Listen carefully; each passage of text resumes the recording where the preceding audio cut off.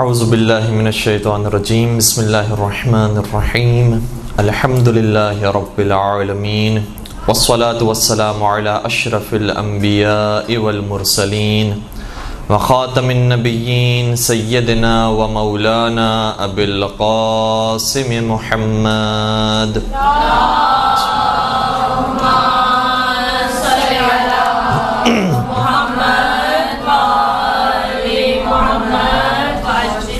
وعلى أهل بيته الطيبين الطاهرين المعصومين المظلومين الذين أذهب الله عنهم الرجس وطهرهم تطهيرا.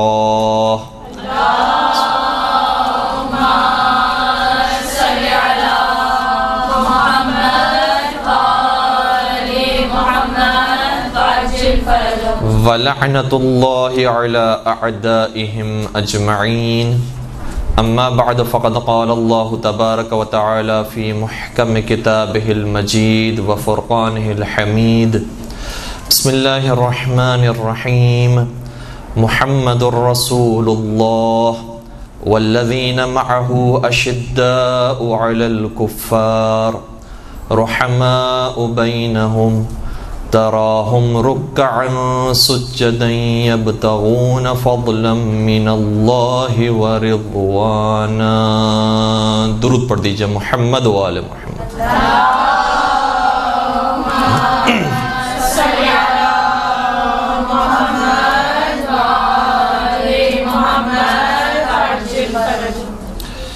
خارن گرامی، آج کے اس دوسرے سیشن کے اندر اس آیت کریمہ کو آپ کی خدمت بیان کرنے کا شرف حاصل کیا ہے. سورہ فتح کی آیت نمبر 29 ہے، جس میں ارشاد رب العزت یہ ہو رہا ہے کہ محمد الرسول اللہ، نبی اکرم اللہ کے رسول ہیں، والذین معہ، اور جو نبی اکرم کے ساتھ ہیں ان کی کچھ نشانیاں ہیں، اور 4 نشانیوں کا ذکر اس آیت کریمہ کے اندر آیا ہے. یہ 4 نشانیوں کو بیان کرنے سے پہلے ہم خود اپنے آپ سے ایک سوال کرتے ہیں کہ ظاہر سی بات ہے کہ نبی اکرم کے پیروکاروں کا، نبی اکرم کے ساتھ رہنے والوں کا، نبی اکرم کے چاہنے والوں کا ذکر ہو رہا ہے، تو ان 4 نشانیوں میں سے، 4 کوالٹیز میں سے کون سی کوالٹیز ہوگی جس کو عام طور پر ہمارے ذہن میں آتا اور بیان کی جاتی ہے؟ فرض کیجئے کہ نبی کے جو پیروکار ہیں، جو شیعہ ہیں، جو مسلمان ہیں، ان کی نشانی یہ ہوتی ہے کہ وہ نماز روزوں کے پابند ہوتے ہیں. یہ کوالٹی ہو سکتی ہے بیان کی گئی ہو. کیا یہ کوالٹی بھی بیان کی جا سکتی ہے کہ وہ یہ خصوصیت بھی رکھتے ہیں کہ وہ جہادی ہوتے ہیں، جہاد پر جانے والے ہوتے ہیں، جنگجو ہوتے ہیں اور بہادر ہوتے ہیں؟ ہو سکتا ہے یہ کوالٹی بیان کی گئی ہو. لیکن جو اب میں آپ کی خدمت میں 2 اور کوالٹیز بیان کروں گا، اس کے بارے میں تھوڑا سا ہمیں سوچنے کی ضرورت ہے کہ کیا یہ بھی کوالٹیز بن سکتی ہیں نبی اکرم کے پیروکاروں کی کہ وہ بزنس مین اور کاروباری لوگ ہوتے ہیں. شاید چوک جائے انسان کہ یہ کیسی کوالٹی ہے، یہ تو دنیا والوں کا کام ہے، دنیا پرستوں کا کام ہے کہ جو بزنس کرتے ہیں اور کاروبار کرتے ہیں. اور چوتھی، کیا یہ کوالٹی بھی ہو سکتی ہے کہ وہ ہنسنے ہنسانے والے لوگ ہوتے ہیں؟ تو یہ 2 آخری کی کوالٹیز شاید انسان کو تھوڑا سا تعجب میں مبتلا کر دے کہ کیا یہ ہوگی یا نہیں ہوگی. بظاہر تو مشکل لگتا ہے، لیکن قرآن کریم نے ان 4 کوالٹیز کو بیان کیا ہے کہ 4 کوالٹیز نبی اکرم کے سچے پیروکاروں کی ہے. سب سے پہلی خصوصیت یہ ہے کہ اشداء علی الکفار، کافروں کے اوپر بہت شدید ہیں، بڑے سخت ہیں کافروں کے مقابلے میں. اور یہ بھی کبھی کبھار اپنے اندر ہمیں کمی محسوس ہوتی ہے کہ کافروں سے تو کبھی کبھار لوگ خندہ پیشانی سے پیش آ رہے ہوتے ہیں، یہ تو ہمارے سر کا تاج ہیں، جیسے ان سے تو بڑا حسین اور بڑا جو ہے وہ شریف انسان ہمیں کوئی ملتا ہی نہیں ہے. اور اپنے جو مسلمان بھائی ہیں یا مومنین ہیں ان سے انسان دوری سے دوری اختیار کیا جا رہا ہے اور کٹ کر رہ رہا ہے. دوسری صفت ان کی یہ ہے کہ رحماء بینہم، آپس میں ایک دوسرے کے لیے بہت مہربان اور رحیم ہیں اور بہت نرم مزاج ہیں، جس کو ابھی ہم مزید آپ کی خدمت بیان کریں گے اور ائمہ علیہ السلام کی سیرت کو بیان کریں گے. نہ صرف یہ کہ نرم مزاج ہیں جس کو ہم صرف لفظی طور پر بیان کر جاتے ہیں، پریکٹیکلی گویا یہ ہیں کہ خود بھی مسکراتے ہیں اور مومنین کے لبوں پر بھی مسکراہٹیں بکھیرتے ہیں. تیسری صفت ان کی یہ ہے کہ رکعن سجدہ، کہ یہ رکوع بہت کثرت کے ساتھ کرتے ہیں اور سجدے بہت کثرت کے ساتھ کرتے ہیں، کہ جو عام طور پر ہمارے یہاں بیان بھی ہوتا ہے کہ مومنین کی شان ہونی چاہیے۔ اور چوتھی اور آخری صفت یہ ہے کہ یبتغون فضلا من اللہ ورضوانا، اور یہ پروردگار کا رزق تلاش کرتے ہیں اور محنت مزدوری کرتے ہیں، کام کرتے ہیں تجارت کے ذریعے یا کاروبار کے ذریعے یا نوکری کے ذریعے، اور پروردگار کا رزق تلاش کرتے ہیں۔ تو اس کو بھی پروردگار نے مومنین کی صفات کے اندر شامل کیا ہے۔ تھوڑا سا مختصراً آپ کی خدمت میں معصومین علیہ السلام سے، اور بالخصوص چونکہ رمضان قریب ہے اور جو ماہ رمضان کا شہید ہے اور ہمارے اور آپ کے مولا اور آقا ہیں حضرت علی ابن ابی طالب علیہ الصلوۃ والسلام،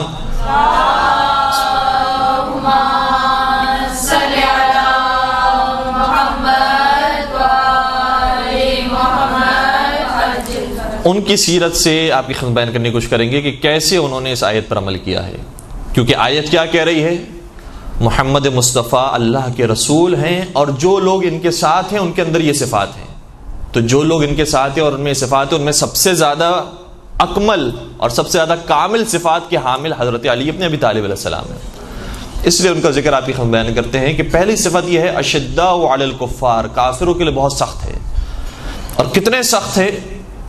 یعنی ویسے تو ہم ساری جنگوں کو اگر دیکھیں تو اگر کوئی نام ہر جنگ کے اندر سر فہرست نظر آتا ہے تو وہ فاتح خیبر خندق کا نظر آتا ہے، لیکن ایک آیت ایسی ہے جس پر صرف شاید علی مرتضیٰ نے عمل کیا اور کسی نے عمل نہیں کیا اور کوئی کر بھی نہیں سکتا۔ وہ کون سی آیت ہے؟ سورہ انفال کی آیت ہے۔ ارشاد یہ ہوتا ہے کہ فشرد بہم من خلفہم،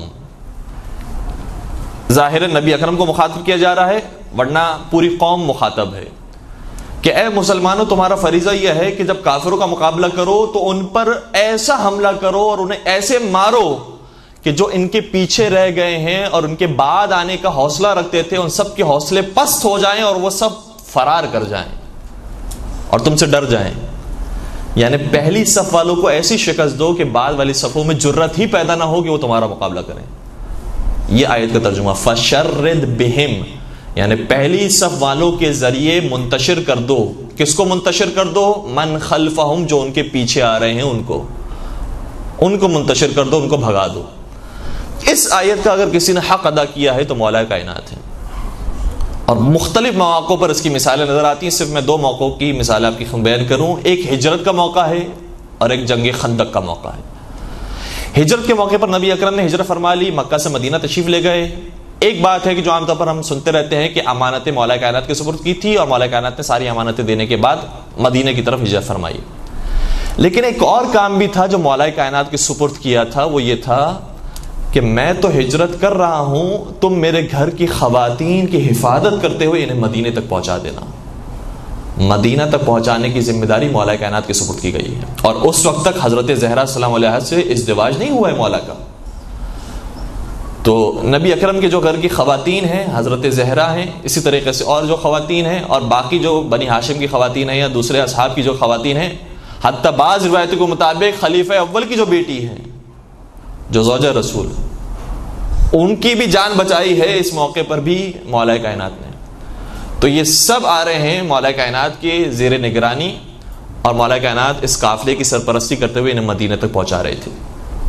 جب یہ خبر کفاران قریش کو پہنچی کہ علی مرتضیٰ اس طریقے سے لے جا رہے ہیں محمد مصطفیٰ کے پورے گھرانے کو، تو ان کے پیچھے کچھ افراد کو بھیجا۔ ابو سفیان نے اپنا سب سے شجاع اور سب سے بڑا پہلوان جو اس کا غلام تھا وہ بھیجا، اور اس کے ساتھ کچھ افراد بھی بھیجے۔ جب یہ قافلے کا تعاقب کرنے لگے تو مولا متقیان نے قافلے کو تیزی سے آگے بڑھایا، لیکن بہرحال خواتین کا قافلہ تھا، وہ سارے جنگجو تھے، پہلوان تھے، بہت تیزی سے آئے اور اس قافلے تک پہنچ گئے۔ جب حملہ کرنا چاہتے تھے اور حلقہ بنا کر گھیر کے کھڑے ہو گئے تو مولا کائنات نے بڑے اطمینان سے کہا کہ اگر تم چاہتے ہو کہ ہم تمہارا مقابلہ نہ کریں تو تم اسلام لے کر آؤ۔ گویا ان کے نزدیک تو کوئی مزے کا خیز بات تھی کہ اکیلے تم ہو کر ہمیں ہی کہہ رہے ہو کہ اگر تم ہمارا مقابلہ کرنا چاہتے ہو تو تم اسلام لے کر آؤ۔ گویا ہمیں کہنا چاہیے تھا کہ اگر تم اپنی جان بچانا چاہتے ہو تم کافر ہو جاؤ، تم ہمیں کہہ رہے ہو ہم مسلمان ہو جائیں۔ ہم مسلمان کہاں ہونے والے، ہم مسلمان نہیں ہوں گے۔ کہ اچھا پھر اگر مقابلہ نہیں کرنا چاہتے ہو اور اپنی جان بچانا چاہتے ہو تو کافر رہ کر ہی واپس تو مکہ چلے جاؤ، ہم تمہیں کچھ نہیں کہیں گے، ہم تو تمہارے پیچھے آئے تمہیں مارنے کے لیے، ہم کیوں چھوڑ کر جائیں گے؟ کہ اگر پھر یہ بات ہے تو پھر تیار ہو جاتے ہیں لڑنے کے لیے. اور ابو سفیان کے غلام نے تلوار نکال لی، مولا کائنات نے بھی تلوار نکالی، اور یہ سب تیار تھے جنگ کرنے کے لیے، اور سب جانتے تھے کہ ایک فرد کیا مقابلہ کرے گا ہم سب کا. لیکن مولا کائنات نے اس ایک پہلوان کو جو سب سے ان میں طاقتور تھا اس پر ایسا وار کیا کہ باقی خود بخود فرار کر گئے، اور باقیوں کی جرت ہی نہیں ہوئی کہ وہ دوبارہ کھڑے ہوتے اور آتے مقابلے کے لیے. اور مولا کائنات نے اس آیت پر عمل کر کے حق ادا کیا اس آیت کا کہ اے مسلمانوں، اگر تم بھی صحیح طریقے سے جینا چاہتے ہو اور اسلام کو واقعی ترقی دینا چاہتے ہو تو جب دشمن کا مقابلہ ہو تو ان پر کوئی رحم سے کام نہ لینا، اور نہ صرف یہ کہ انہوں نے جتنا ظلم کیا ہے اتنا ہی تمہیں ظلم کرنا، اتنا ہی تمہیں جواب دینا ہے اور عدل سے پیش آنا ہے، بلکہ جب وہ تمہیں پورا ختم کرنے کا سوچ چکے ہیں اور چاہتے ہیں کہ تمہارے ایک ایک بچے کو مار ڈالیں، تو پھر تمہاری ذمہ داری بنتی ہے کہ ان کے بھی پہلی ہی صف پر ایسا حملہ کرو کہ باقیوں کی جرت نہ ہو کہ تمہارے اوپر انگلی اٹھا سکیں. اس آیت پر مولا کائنات نے اس موقع پر عمل کیا، اور پھر یہ قافلہ آسانی سے مدینہ تک پہنچا.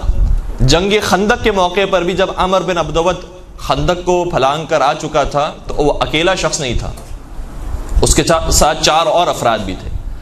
یہ 5 لوگ جب آئے مسلمانوں کے مقابلے پر، مسلمانوں کی تعداد زیادہ تھی. عمر بن عبدود کا جاہ جلال تھا، مشہور تھی اس کے بارے میں بات کہ اکیلا ہزار لوگوں کا مقابلہ کر لیتا، اور لوگ نہیں بلکہ ڈاکوؤں کا مقابلہ کیا اس نے، قاتلوں کا مقابلہ کیا ہے، جو ویسے فن کے ماہر تھے ان کا مقابلہ اس اکیلے نے کیا ہے. تو کون ہے جو اس کے مقابلے پر جائے گا؟ پیغمبر اکرم بار بار فرماتے رہے حل من مبارز، کون ہے جو اس سے لڑنے کے لیے جائے؟ اور کوئی کھڑا نہیں ہوتا ہے، سب ایک دوسرے کی شکل دیکھتے ہیں. اور بعض نے اس طریقے سے منظر کشی کی ہے کہ ایسا محسوس ہوتا تھا کہ ان کے سروں پر پرندے بیٹھے ہوئے ہوں، اس طریقے سے ساکت ہو چکے تھے اور انہیں سانپ سونگ گیا تھا کہ بالکل حرکت نہیں تھی، کہ ہماری ایک حرکت سے بھی پیغمبر یہ نہ سمجھ لے کہ ہم جانا چاہتے ہیں. ایسے ساکت ہو کے بیٹھے تھے، اور مولا کائنات سکون کے ساتھ کھڑے ہوتے ہیں، یا رسول اللہ میں جانے کے لیے تیار ہوں، آپ کے ہر حکم پر لبیک کہنے کے لیے تیار ہوں. پیغمبر مولا کائنات کو بٹھا دیتے ہیں اور مولا کائنات تشریف فرما ہوتے ہیں. پھر یہی سوال کرتے ہیں، اور پھر صحابہ میں کوئی جنبش نہیں ہے. پھر مولا کائنات کھڑے ہوتے ہیں، پھر بٹھایا جاتا ہے، پھر تیسری مرتبہ سوال کیا جاتا ہے، پھر کھڑے ہوتے ہیں، یہاں تک کہ مولا کائنات کو بھیجا جاتا ہے. اور اس کے اندر بڑی بڑی سندیں ہیں جو مولا کائنات کو دی گئی ہیں، اور ایسی سندیں دی گئی ہیں کہ خود اہل سنت کتابوں کے اندر یہ بات موجود ہے. ایک بڑا مشہور نام ابن ابی الحدید معتزلی کا، انہوں نے اپنی کتاب شرح نہج البلاغہ کے اندر اپنے استاد کے حوالے سے لکھا ہے کہ ان کے استاد سے کسی نے سوال کیا کہ خلیفہ اول کا مقام زیادہ تھا یا حضرت علی مرتضیٰ کا مقام زیادہ تھا؟ تو ان کے استاد نے جواب دیا کہ تم صرف خلیفہ اول کی بات کرتے ہو، سارے مہاجرین اور سارے انصار کو اگر ایک طرف کھڑا کیا جائے اور علی کی خندق میں ایک ضربت کو ایک طرف رکھا جائے تو وہی ایک ضربت سارے مہاجرین اور سارے انصار کے اعمال سے افضل ہے. وہ ایک ضربت. تو اس واقعے کو مختلف علماء کرام نے بیان کیا ہے. اس موقع پر جب بھیج رہے تھے تو فرمایا کہ برز الایمان کلہ الی الکفر، کل ایمان کل کفر کے مقابلے پر جا رہا ہے. اب خود اس لفظ کی کیا تفسیر ہے وہ بھی خدا جانے یا مصطفیٰ جانے، لیکن جو ہم سمجھ سکے وہ یہ ہے کہ اگر حضرت علی اس مقابلے پر خدا نہ خواستہ شکست کھا جاتے ہیں، زخمی ہو جاتے ہیں، شہید ہو جاتے ہیں تو کل ایمان گیا ہے، لہذا ایمان ختم ہو جائے گا، اسلام ختم ہو جائے گا، اسلام کا نام و نشان مٹ جائے گا. اور اگر علی مرتضیٰ نے اسے واصل جہنم کر دیا اور اسے ختم کر دیا تو کل کفر ختم ہو جائے گا، اب اسلام کا پرچار ہوگا اور اسلام ہر جگہ پر ہوگا. اتنی نازک جنگ ہے یہ. اور ایسے موقع پر جو مولا کائنات عمر بن عبدود کے مقابلے پر جاتے ہیں وہاں پر بھی وہی جملے پیش کیے. فرمایا اے عمر، میں تجھے 3 باتیں کہتا ہوں، یا تو مسلمان ہو جا تو ہم دونوں بھائی بھائی ہیں. وہ بھی حیران ہے کہ یہ اتنے کم عمر کا جوان، اس وقت مولا متقیان کی عمر مبارک تقریباً 30 برس کی ہے، 30 برس کا جوان. اور مولا متقیان یہ عجیب واقعات ہیں. جنگ بدر کے موقع پر بھی 24-23 برس کی عمر مبارک ہے. اس عمر مبارک کے جوان میں طاقت کتنی ہوتی ہے. لیکن خود مولا کائنات نے اور ان کے پھر شیر بیٹے حضرت عباس نے اور اسی طریقے سے مولا حسین نے بتایا ہے کہ ہم نوجوانی میں ہوں تب بھی ہم شیر ہوتے ہیں، ہم بڑھاپے تک پہنچ جائیں تب بھی ہم شیر ہوتے ہیں۔ اللہم صل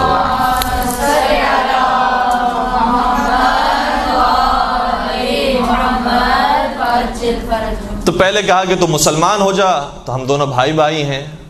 کہا مسلمان تو نہیں ہوں گا میں۔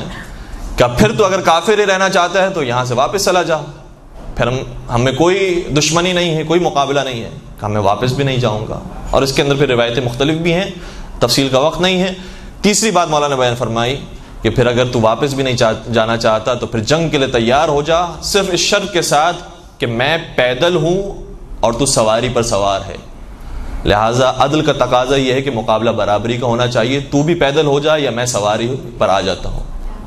اس نے کہا کہ ٹھیک ہے پھر میں پیدل ہونے کے تیار ہوں، اور اس طریقے سے مولا کائنات کا عمر بن عبدالعزیز سے مقابلہ ہوا۔ عمر بن عبدالعزیز نے پہلا وار کیا، مولا متقیان نے اس وار کو روکا، اور اس کے بعد جو مولا کائنات کا وار تھا وہ وار صرف عمر بن عبدالعزیز کے لیے کافی نہیں تھا، بلکہ جو 4 ان کے ساتھ آئے تھے وہ 4 بھی فرار کر گئے، اور ایسے فرار کیے کہ عمر بن عبدالعزیز تو اپنے مقام پر واصل جہنم ہی ہوا۔ جب یہ 4 بھاگنے لگے تو ان 4 میں سے 3 اسی خندق میں گر گئے۔ اب یہ عدد کا میں کیا کروں کہ 3 ہی خندق میں گرے، اور پھر تینوں کے اوپر مسلمانوں نے وار کیا، اور مسلمانوں نے ان تینوں کو واصل جہنم کیا۔ پھر مولا کائنات کو چھیڑنے کی ضرورت نہیں پیش آئی۔ اور مولا کائنات کا بھی طریقہ ہے کہ اپنا نوالا یہ خود تیار کرتے ہیں، اور مسلمانوں کا طریقہ ہوتا ہے کہ جو علی کا جھوٹا ہوتا ہے اسی پر اکتفا کرتے ہیں۔ درود پڑھ دیجئے محمد و آل محمد۔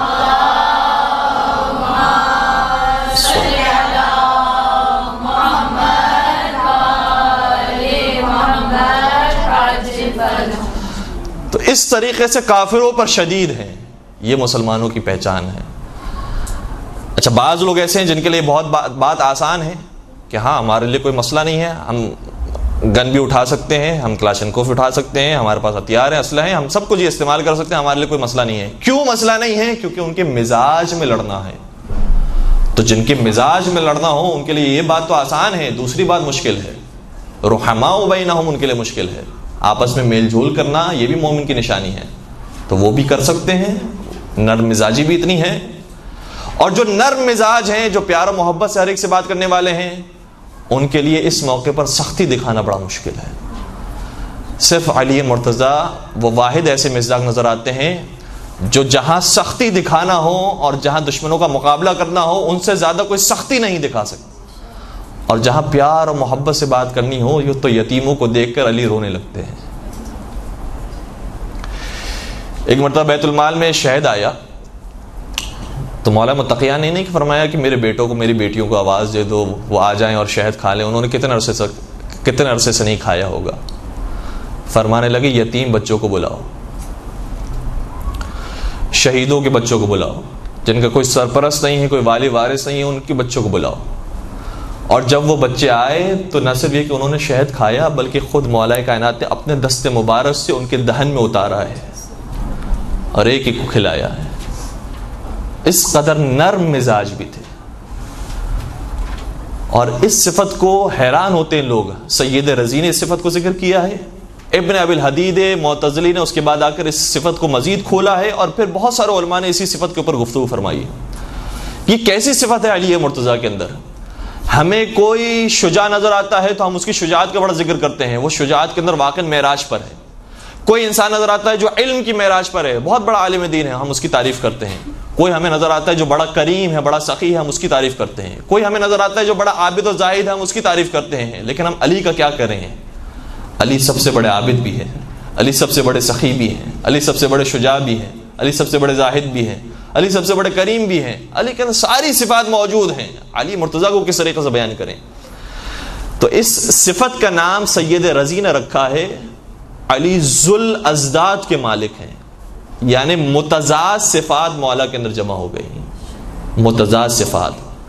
ورنہ یا انسان سخت مزاج ہوتا ہے تو ہر چیز میں سخت مزاج ہوتا ہے، یا انسان نرم مزاج ہوتا ہے تو ہر چیز میں نرم مزاج ہوتا ہے، لیکن علی کے اندر متضاد صفات موجود تھی۔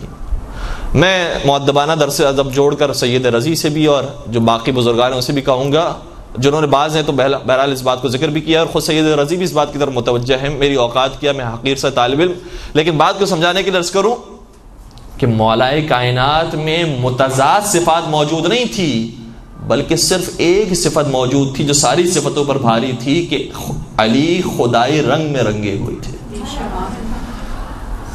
علی کی صفت الہی صفت تھی، جس طریقے سے پروردگار کافروں کو آتش جہنم میں جلائے گا، یزید، فرعون، نمرود، شداد جیسوں کو آتش جہنم میں پھینکے گا، اور اسی طریقے سے بہت سو کو جنت میں بھیج دے گا، تو جس طریقے سے پروردگار کافروں پر قہر ڈھانے والا ہے اور اب مومنوں سے اور مسلمانوں سے اور صحیح نیک عمل انجام دینے والوں سے محبت کرنے والا ہے، ویسا ہی کردار مولا کائنات کا ہوتا تھا۔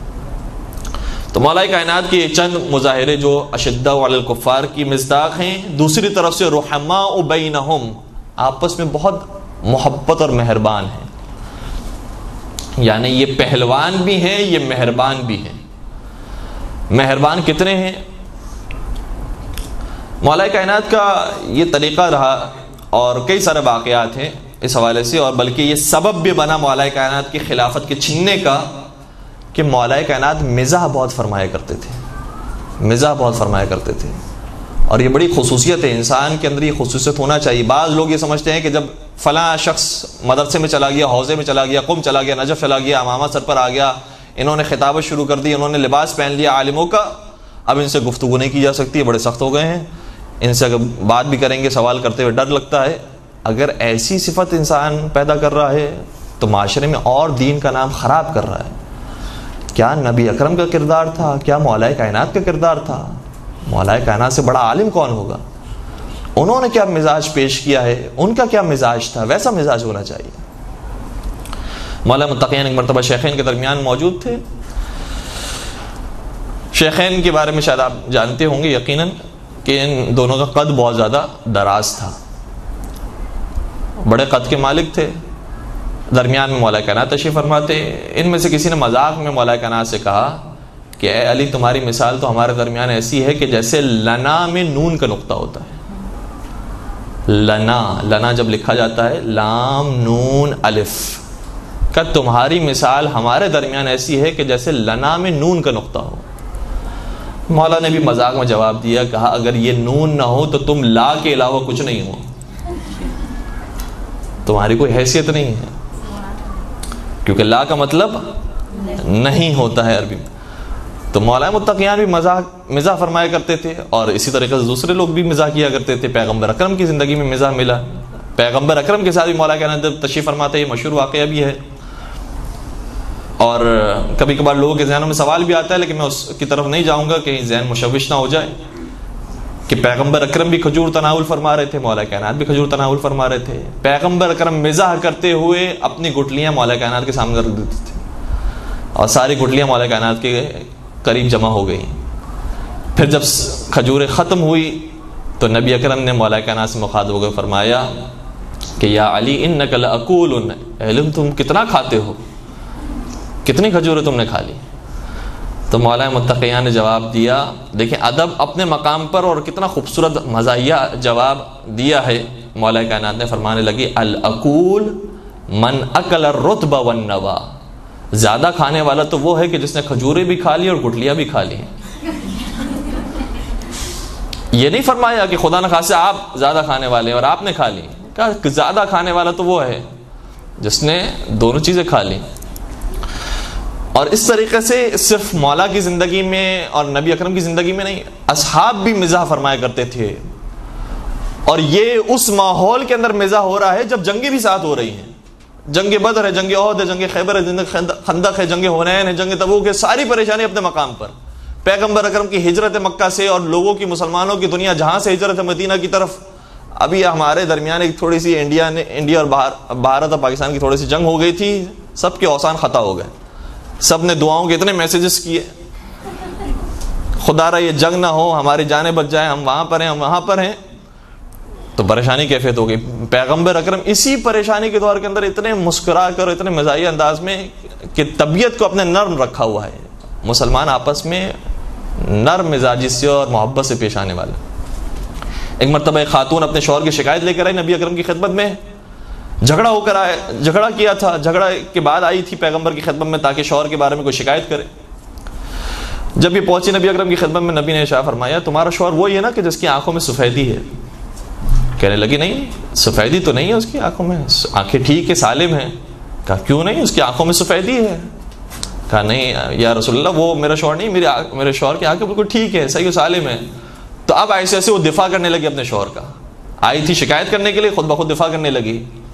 پیغمبر اکرم نے بار بار فرمایا کہ نہیں اس کی آنکھوں میں سفیدی ہے، سفیدی ہے، وہ منع کرتے رہے، یہاں تک کہ نبی اکرم نے شاہ فرمایا کہ کوئی ایسا انسان نہیں ہے کہ جس کی آنکھوں میں سفیدی نہ ہو،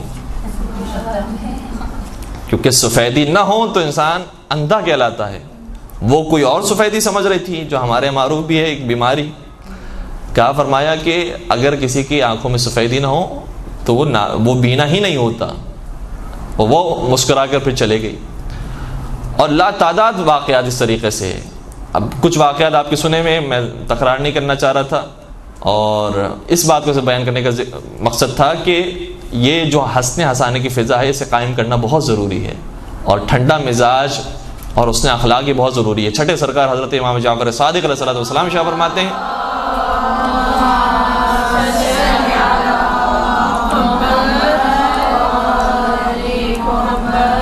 اپنے ایک صحابی یونس شیبانی سے مخاطب ہو کر سوال کیا، کہا یہ بتاؤ آپس میں تم لوگ کتنا مذاق کرتے ہو؟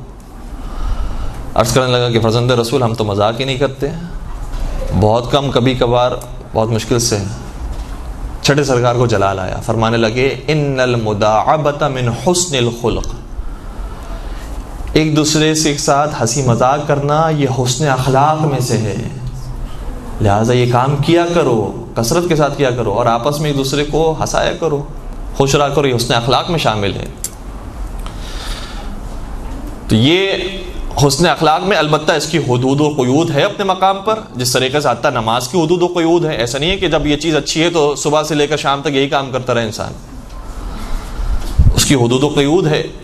ایک مقولہ ہے، اور ہو سکتا ہے کہ وہ روایت کا بھی جملہ ہو، آیت اللہ ناصر مغانم شیرازی نے بھی اپنی کتاب کے اندر یہ ذکر کیا ہے۔ وہ جملہ یہ ہے کہ کتنا مزاح ہونا چاہیے انسان کی زندگی میں۔ فرمایا المزاح فی الکلام کالملح فی الطعام، گفتگو میں اتنا مزاح ہونا چاہیے جتنا کھانے میں نمک ہوتا ہے۔ نمک اگر زیادہ ہو جائے تو بھی کھانا بد مزہ ہو جاتا ہے، نمک اگر نہ ہو تو بھی بد مزہ ہو جاتا ہے۔ یہ نمک ہونا ضروری ہے تاکہ زندگی اچھی اور مناسب طریقے سے آگے بڑھ سکے۔ اور پیغمبر اکرم نے یہ ماحول رکھا، اور بہت بڑی بات ہے کہ نبی اکرم اس مقام پر سید الانبیاء ہونے کے باوجود، افضل البشر ہونے کے باوجود، عام افراد، عام لوگ بھی آتے تھے نبی اکرم سے مزاح کیا کرتے تھے، برا محسوس نہیں فرماتے تھے۔ ایک بادیہ نشی بار بار آتا تھا نبی اکرم کی خدمت میں، کوئی نہ کوئی تحفہ لے کر آتا تھا۔ جب وہ تحفہ لے کر آتا تھا تو تھوڑی دیر تک تو وہ تحفہ نبی اکرم کی خدمت میں ہوتا تھا، تھوڑی دیر کے بعد آ کر کہتا تھا نبی اکرم سے کہ آپ نے جو چیز مجھ سے خریدی اس کے پیسے دیں۔ تو پیغمبر مسکرایا کرتے تھے۔ اور ایک دن جب پیغمبر اکرم غمگین حالت میں تھے تو فرماتے ہیں کہ کاش وہ بادیہ نشین آتا میرے پاس اور میرے مزاج کو بہتر کرتا، اس طریقے سے یاد فرمایا کرتے تھے۔ اور جناب ابو ہریرہ کے بارے میں بھی ایک واقعہ ہے کہ پیغمبر اکرم کی نالین مبارک کو انہوں نے اٹھا کر یا رہن کے طور پر رکھوائی، گروی رکھوائی یا بیچ دی، اور اس کے بعد کھجوریں کچھ لے کر آئے اور کھانے لگے۔ پیغمبر اکرم نے دیکھ لیا، ان سے کہا کہ کیا کھا رہے ہو؟ تو کہا کہ آپ کی جوتیاں کھا رہا ہوں۔ پیغمبر اکرم بھی سمجھ گئے اور اس مزاح کو برا محسوس نہیں کیا۔ کئی مرتبہ پیغمبر اکرم کے واقعات ہیں۔ ایک اور شخص جو مشہور تھا اس کام میں، نعیمان اس کا نام بیان کیا گیا ہے، بہت مذاق کیا کرتا تھا۔ ایک شخص شہد بیچنے کے لیے مدینہ میں داخل ہوا، اس سے شہد خریدا اس شخص نے، نعیمان نے، اور پیغمبر کے گھر میں آ کر پیش کیا اور کہا کہ یہ آپ کے لیے میں ہدیہ لے کر آیا ہوں۔ پیسے اس کو دیے نہیں تھے۔ جو شہد بیچنے والا تھا وہ آ کر پیغمبر کے دروازے پہ کھڑا ہو گیا، انتظار کرتا رہا کہ کون پیسے دے گا، وہ نعیمان دے گا یا نبی اکرم دیں گے، کون پیسے دے گا، انتظار کرتا رہا۔ اور وہاں داخل ہونے کے بعد کوئی باہر ہی نظر نہیں آ رہا، کھڑا رہا کافی دیر تک۔ اس کے بعد آواز دی کہ میرے پیسے ادا کر دو تاکہ میں یہاں سے چلا جاؤں۔ نبی اکرم تک جب یہ آواز پہنچی تو سمجھ گئے کہ نعمان نے کیا کام کیا ہوگا کہ وہ شہد تو مجھ تک پہنچا دیا ہدیہ کی صورت میں، لیکن اس کے پیسے مجھے ہی دینے ہیں، اس لیے باہر تشریف لائے، اس کے پیسے کو ادا کیا. پھر اس شخص سے سوال کیا نعمان سے کہ تم نے یہ کام کیوں کیا؟ تو کہا کہ آپ کو شہد پسند تھا، اس کو پیسے پسند تھے، میں نے اس کو اس تک پہنچا دیا، آپ کو شہد تک پہنچا دیا، تو میں چاہتا تھا کہ دونوں خوش ہو جائیں. پیغمبر اکرم مسکرانے لگے، برا محسوس نہیں کیا. یہ واقعات متواتر پیغمبر اکرم کی زندگی میں نظر آتے ہیں، جس سے محسوس ہوتا ہے کہ اتنے عظیم عہدے پر ہونے کے باوجود، اتنے سارے کام کرنے کے باوجود پیغمبر اکرم نے ماحول مسلمانوں کے درمیان کتنا خوبصورت قائم کیا ہوا تھا. تو رحماء بینہم یہاں پر ہمیں نظر آتے ہیں، مولا کائنات ہوں یا باقی افراد ہوں، اور پیغمبر اکرم سب سے زیادہ بڑے مزاج کے اس مرحلے پہ نظر آتے ہیں. پیغمبر اکرم ہی کا جملہ یہ ہے کہ انی لامزح ولا اقول الا حقا، میں مزاح کرتا ہوں مگر میں حق کے علاوہ کبھی کوئی بات نہیں کرتا. جیسے وہ سفیدی والا واقعہ تھا، جھوٹ نہیں ہے اس کے اندر، مزاح فرمایا ہے لیکن جھوٹ نہیں ہے، حق کے علاوہ بات بیان نہیں فرماتے تھے. تو جو حدود ہیں مزاح کی، اس حدود کے اندر رہ کر انسان خوبصورت سے مزاح کرے. اور اگر مزاح نہیں بھی کر سکتا اور نہیں آتا ہے، ہر ایک کا مزاج الگ الگ ہوتا ہے، طبیعت الگ الگ ہوتی ہے، تو کم از کم مسکرا سکتا ہے، نرم لہجے میں بات کر سکتا ہے، نرم مزاجی سے گفتگو کر سکتا ہے. قرآن کریم کی آیت یہ ہے کہ قول معروف ومغفرۃ خیر من صدقۃ یتبعها اذی، اس صدقے سے بہت بہتر ہے کہ جس صدقے کے بعد تم اس صدقے کو جتلاتے ہو، اس سے بہت بہتر ہے کہ ایک پیاری سی اور خوبصورت سی بات کسی کو کہہ دو. اس سے فقیر کا، اس سے غریب کا دل زیادہ سنبھل جاتا ہے اور زیادہ وہ خوش ہو کے چلا جاتا ہے.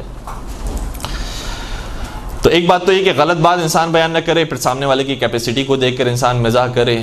ہر ایک کی کیپیسٹی الگ الگ ہوتی ہے، برداشت کی صلاحیت الگ ہوتی ہے. پھر اور شرعی حدود ہیں، ظاہر سی بات ہے کہ نامحرم محرم کے جو مسائل ہیں ہر ماحول کے اندر دیکھ کر گفتگو کی جاتی ہے، ورنہ اور بہت سارے لطیفے موجود ہیں اور ہمارے ذہن کے اندر بھی ہیں جو ہم یہاں سے بیان نہیں کر سکتے، گرچہ تاریخ اسلام کے اندر وہ سارے واقعات پیش آئے ہیں.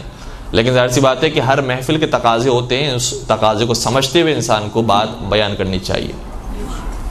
تو رحماء بینہم، مسلمانوں کی دوسری شان یہ ہوتی ہے کہ آپس میں محبت سے پیش آتے ہیں. تراہم رکعا سجدا، اور جب تم ان کو دیکھتے ہو تو یہ کثرت کے ساتھ رکوع کرتے ہوئے سجدے کرتے ہوئے نظر آتے ہیں. مولا متقیان سے بڑا عابد و زاہد کون ہوگا؟ اس قدر کثرت سے نمازیں پڑھنے والے تھے. چھٹے سرکار امام جعفر صادق علیہ السلام ارشاد فرماتے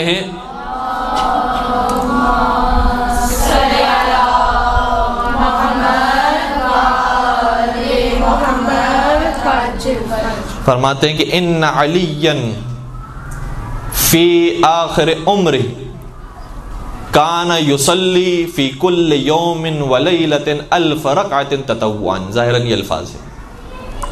فرماتے ہیں کہ مولا متقیان اپنی زندگی کے آخری عمر میں 1000 رکعت نماز پڑھا کرتے تھے، اور اس 1000 کو انسان اسی وقت سمجھ سکتا ہے جب شب قدر میں 100 رکعت پڑھ کے دکھائے. تو وہ 1000 رکعت مولا متقیان نماز پڑھا کرتے تھے. اور کیسی نمازیں ہوتی تھی؟ ابو دردہ کی روایت یہ ہے، کہتا ہے کہ ایک مرتبہ میں مدینے کے باغ سے گزر رہا تھا، رات کا وقت تھا، تاریخی اور پرانا زمانہ ہے جہاں پر رات ہوتے ہی لوگ سو جایا کرتے تھے. میں رات کے وقت ایک باغ سے گزر رہا تھا تو مجھے سرگوشوں کی آواز آئی. میں اس آواز کی طرف گیا کہ یہاں پر ابھی کون بیٹھ کر باتیں کر رہا ہے اور کون جاگا ہوا ہے. تو میں نے کیا دیکھا کہ ایک شخص ہے جو رو رہا ہے. میں اس آواز کے اور قریب گیا تو کیا دیکھا کہ حضرت علی مرتضیٰ نماز پڑھ رہے ہیں.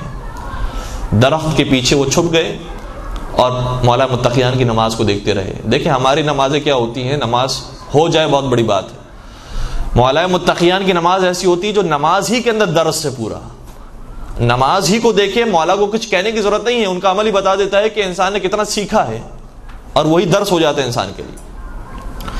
مولا متقیان گریہ فرماتے جا رہے تھے، یہاں تک کہ ابو دردہ یہ کہتے ہیں کہ روتے روتے علی زمین پر گر گیا.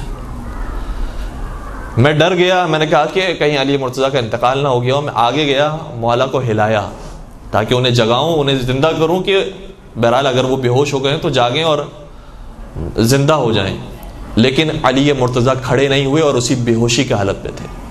میری چیخیں نکل گئی. میں گیا در سیدہ پر اور جا کر میں نے فوراً سے بنت رسول کو بتایا کہ علی مرتضیٰ اس دنیا سے رخصت ہو گئے. جیسے شہزادی نے بات سنی، کہا کہ تم نے علی مرتضیٰ کو کہاں دیکھا؟ کہا میں نے نماز پڑھتے ہوئے ایک مقام پر دیکھا. کہا تم فکر نہ کرو، یہ تم نے ایک مرتبہ دیکھا ہے، میں ہر شب علی کو اسی طرح سے دیکھتی ہوں. اس طریقے سے گریہ فرمانے والے اور رونے والے.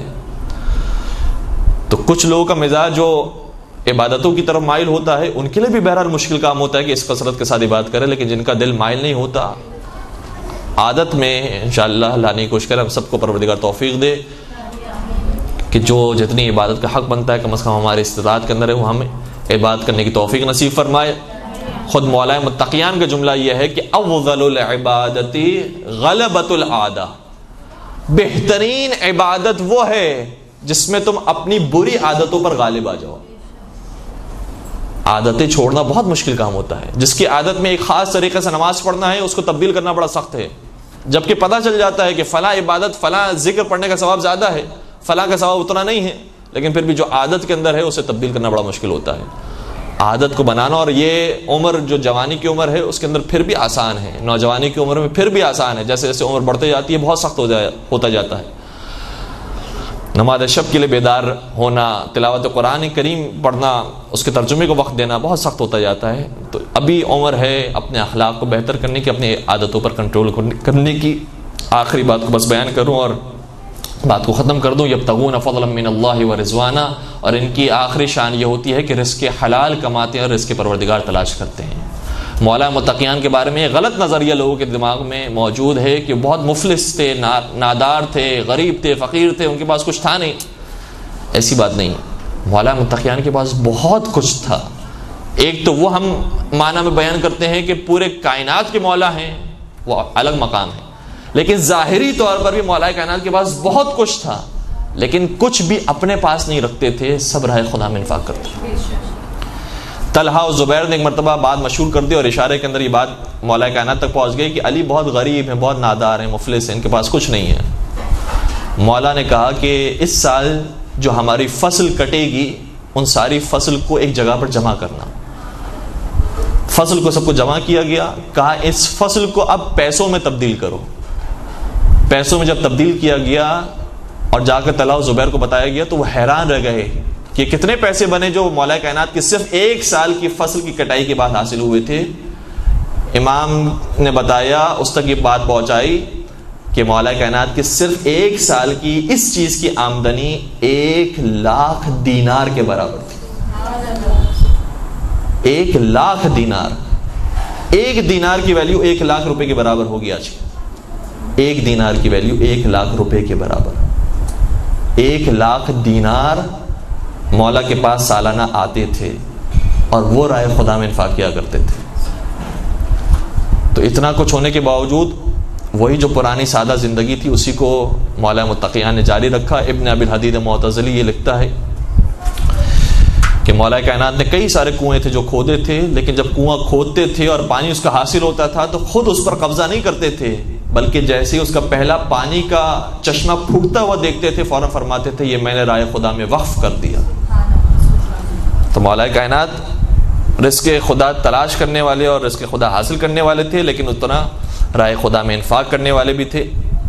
اب ہمارے پاس وقت تقریباً ختم ہو چکا ہے، لیکن مجھے نہیں معلوم کہ اب مسائب بیان کرنے کا وقت ہے نہیں ہے. شاید بینس آپ کے یہاں پر 6 بجے آ جاتی ہے. اگر جانے کا وقت ہو گیا ہے تو مجھے بتا دیجیے، ہم یہیں پر ہی اپنے آرائز کو ختم کر دیتے ہیں. انشاءاللہ پروردگار سے دعا کرتے ہیں کہ جتنی باتیں کہی ہیں اس پر عمل کرنے کی توفیق نصیب فرمائے. سیرت محمد و آل محمد پر عمل پیرا ہونے کی توفیق نصیب فرمائے. محبت محمد و آل محمد کو ہمارے دلوں میں سرشار فرمائے. ان کی شفاعت سے ہم سب کو بہرمند فرمائے اور ان کی آخری حجت کے ظہور میں تعجیل فرمائے. ان کے عاشقین، محبین، چاہنے والوں میں ہم سب کا نام شامل فرمائے. برحمتک یا ارحم الراحمین وصلی اللہ علی محمد و آلہ الطاہرین.